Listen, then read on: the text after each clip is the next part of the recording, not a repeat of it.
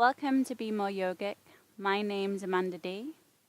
Today we're going to break down the pose Salamba Sarvangasana, which in English is shoulder stand. Headstand is known as the king of the asana and shoulder stand is known as the queen. The reason for this is that they both have many benefits. Walking around all day, we have gravity on our bodies, which puts a lot of pressure and weight on our organs, especially our heart, because the heart has to pump the blood all the way down to our feet. So when we reverse this, you could say that we're reversing the aging process, and it allows the legs to drain from blood so that it prevents varicose veins, spider veins, swollen ankles, and it also gives the heart a rest. Also, your face is bathed in blood, which is great for the complexion.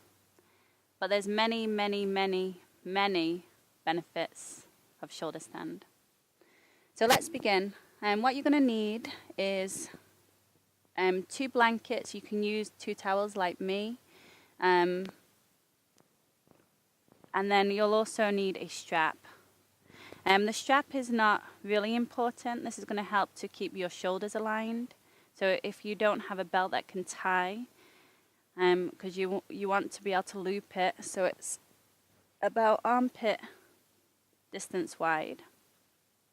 So if you just hold it across the front of the chest.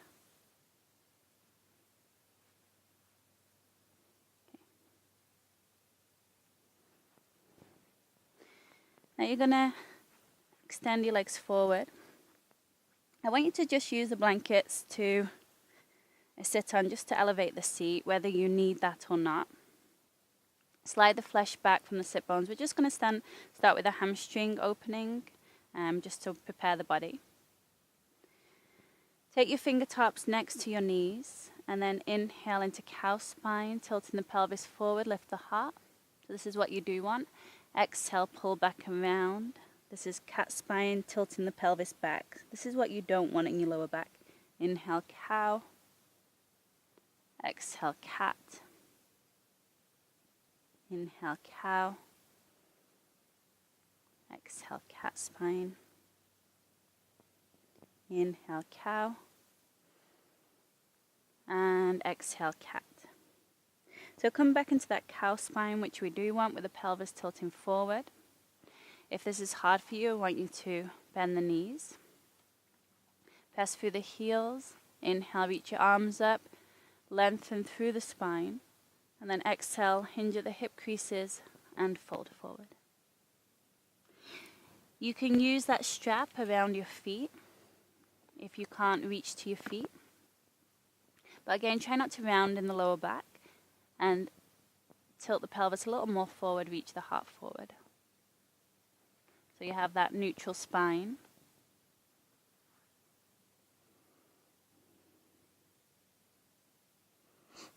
Press through your inner feet, draw your outer feet towards you. This is called Paschimottanasana.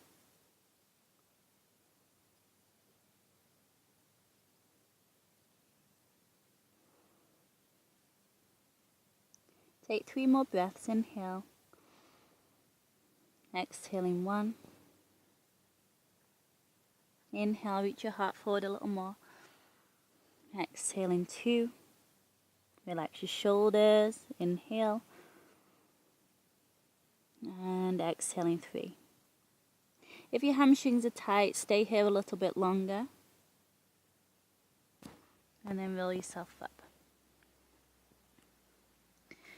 So now, I want you to make sure that when you stack the blankets, you want the knee to edge at the back.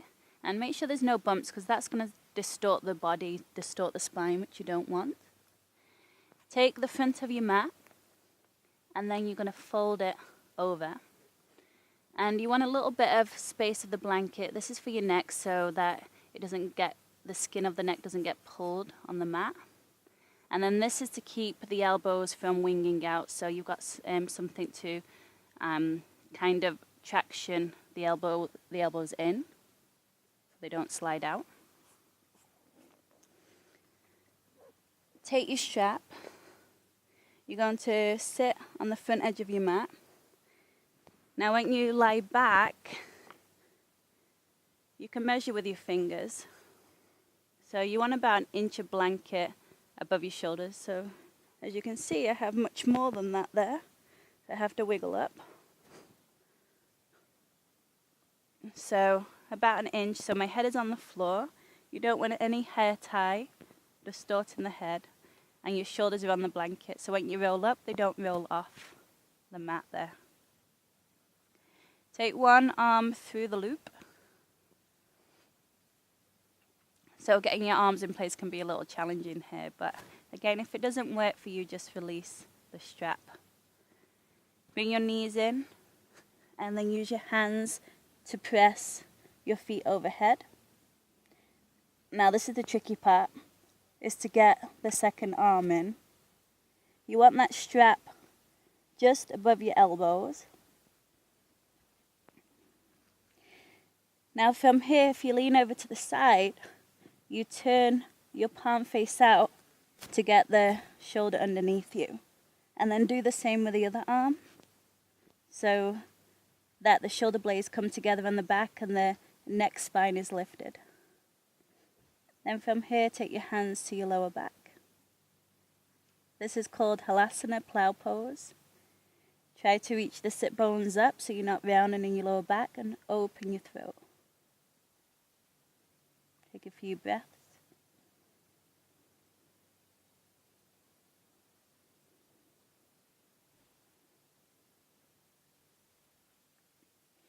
And then lift in one leg up, and then the other leg up. Walk your hands up towards your shoulder blades. You want the weight between your shoulders and your elbows, not in your head. So move your feet back and your hips forward. Keep the throat slightly open. Press down from your elbows to your shoulders, and you'll feel the shoulder blades come more on the back. You can flex your feet, or you can flaunt your feet, which is a mixture of pointing and flexing the toes.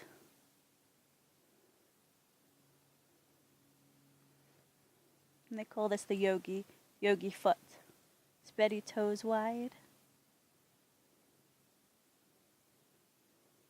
Breathe in deeply. So you can start by holding this pose for about 1 minute to 2 minutes, and then gradually building up maybe to about 10 minutes. Well, that should take some time. That's quite challenging to hold it for that length of time.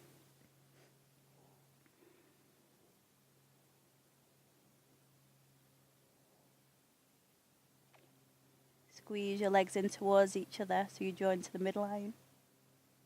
Maybe walk your hands a little further down towards your shoulder blades.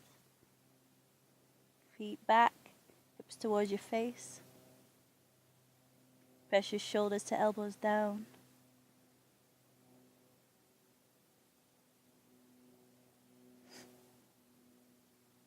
Take 5 more breaths.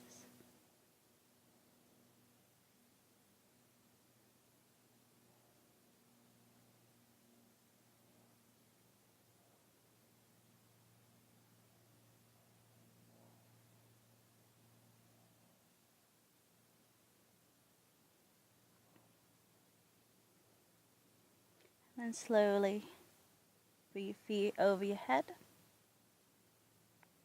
If your feet don't touch the floor, that's fine. You can bend your knees here. You can also put your feet against the wall, or you can put your feet on a block. Maybe bend your knees around your ears. Kapandasana.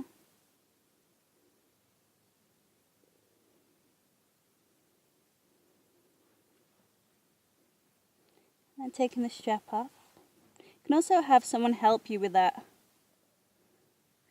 Take your hands to the floor behind you. Use the pressing down of your hands to slowly roll your back to the floor so you don't plunk down. You're using your core steady and slow. And then I want you to wiggle up so that your shoulders come off the back of the blanket. So if you look, the blanket is just behind my heart center. Shoulders and head on the floor. And then bring the soles of your feet together.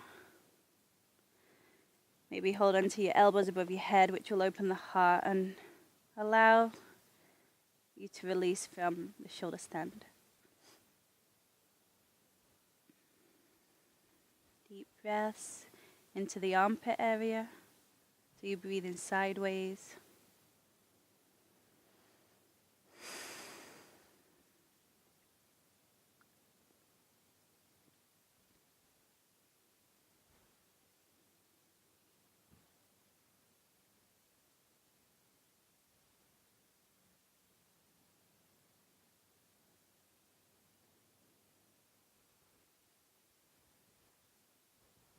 Again, you can stay here as long as you want.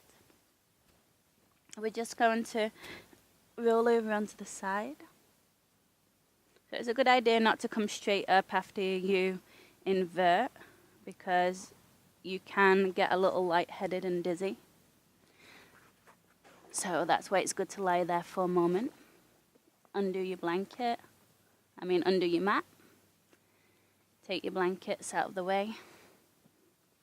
And then we're just going to counter that with Matsyasana, fish pose.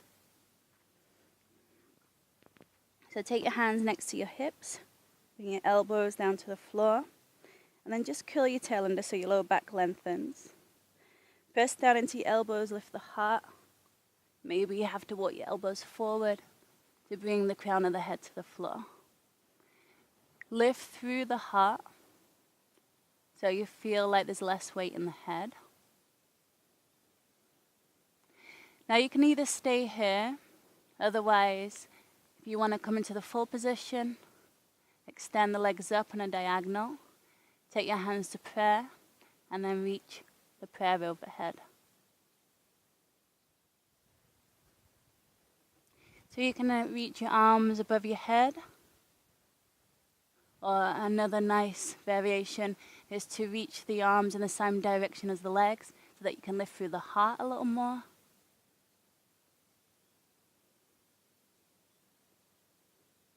Take your hands to the back of the legs. Slowly lower your legs down. Press into your elbows. And then release yourself down. Give your legs a little wiggle from side to side. And you can hug your knees into your belly. And this is a great way to finish the class. Any class that you might do.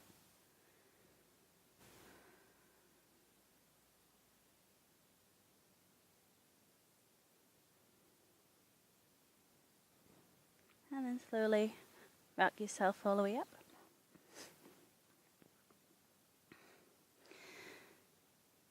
So thank you for joining us at Be More Yogic. That pose was Salamba Sarvangasana, which is shoulder stand. Namaste.